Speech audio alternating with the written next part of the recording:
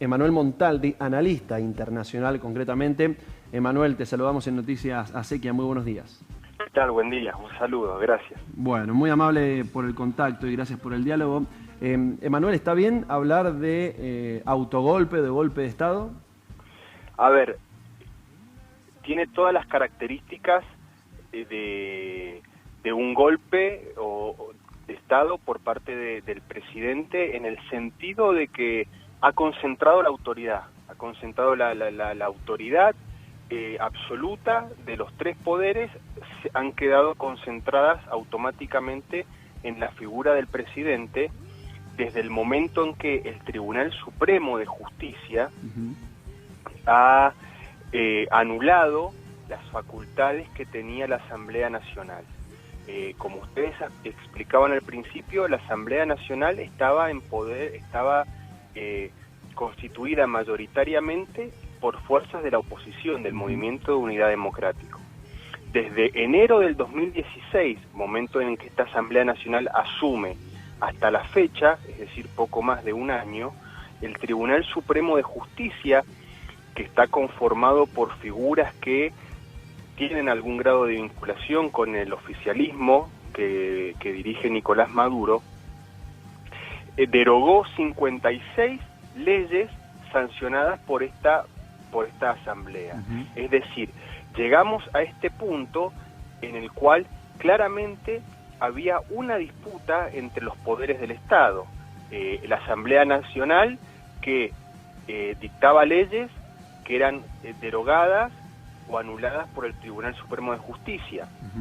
La Asamblea Nacional, que propiciaba un referéndum revocatorio del presidente, y a su vez generaba una serie de medidas tendientes a dejar sin efecto estas medidas por parte del Poder Legislativo. En fin, dentro de este marco de crisis entre los poderes que conforman el Estado venezolano, lo que ocurrió el día jueves ha sido un salto cualitativo de consecuencias inesperadas. ¿Por qué?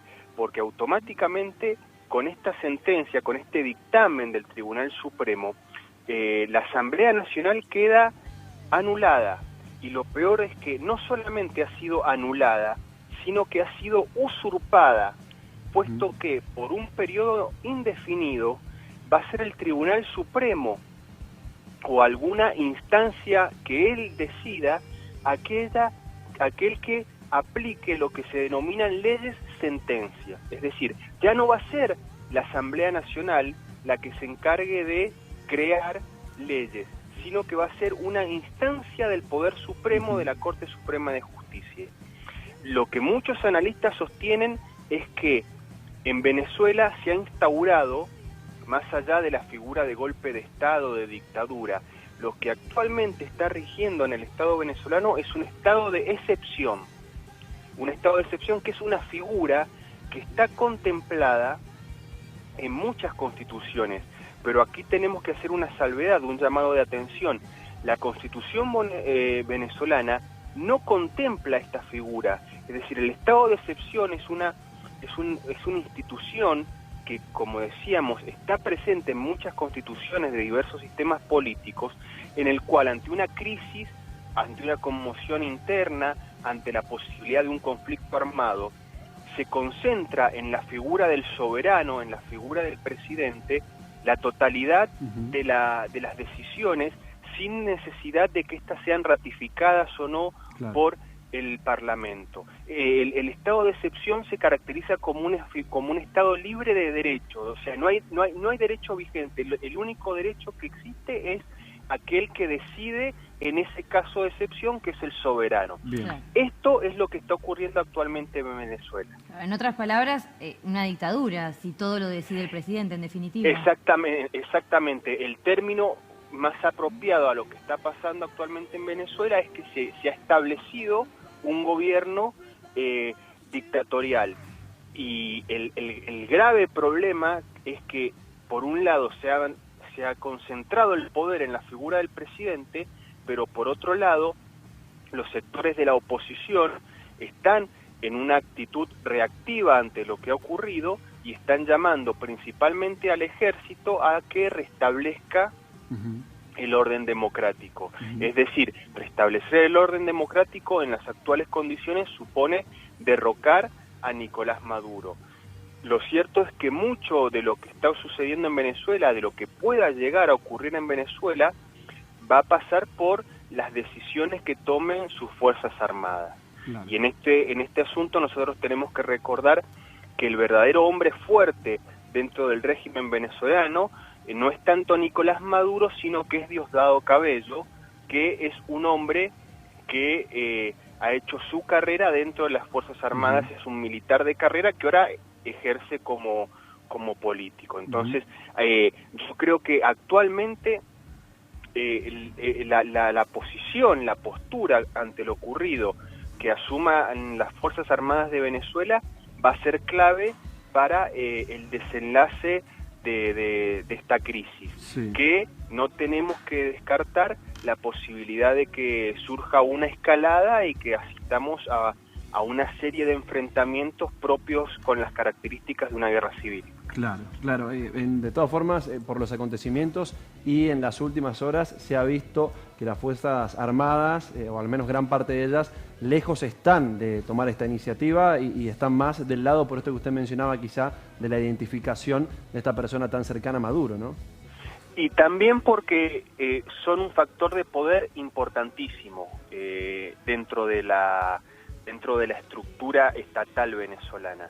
El ejército no es solamente aquella fuerza, aquella institución que está orientada a garantizar la soberanía territorial del Estado, tal como normalmente se entiende.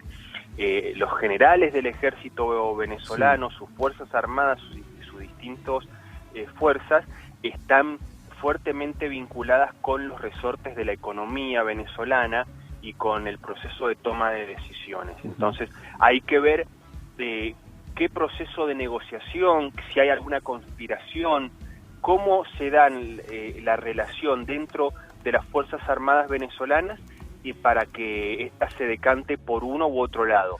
A lo largo de estos últimos años, de esta década, desde el ascenso de Hugo Chávez al poder, en realidad en estos últimos 15 años, lo cierto es que ante las distintas crisis políticas que ha tenido Venezuela, las Fuerzas Armadas siempre se han mostrado firmes como un pilar, como un sostén, un baluarte del oficialismo, ya estuviera dirigido por Hugo Chávez o actualmente por Nicolás Maduro. Emanuel, ¿qué papel pueden llegar a jugar los organismos internacionales? Hablo de la OEA, de la ONU o bien de los países. Bueno, en la región las expresiones han sido de condena, hasta el punto de que Perú retiró a su embajador. Bueno, el día de ayer el presidente argentino estaba reunido con la esposa de Leopoldo López, un dirigente político opositor que actualmente está encarcelado en Venezuela. México, Brasil se han pronunciado en contra de la decisión tomada por el Tribunal Supremo, y el secretario general de la Organización de Estados Americanos fue tal vez el que se pronunció de forma más contundente al afirmar que lo que ocurrió ayer en Venezuela fue un golpe de Estado, un autogolpe, y que ya no puede considerarse al régimen venezolano como un régimen que actúa dentro del marco del orden constitucional. Clarísimo. Manuel, te agradecemos el contacto y el diálogo y toda esta explicación.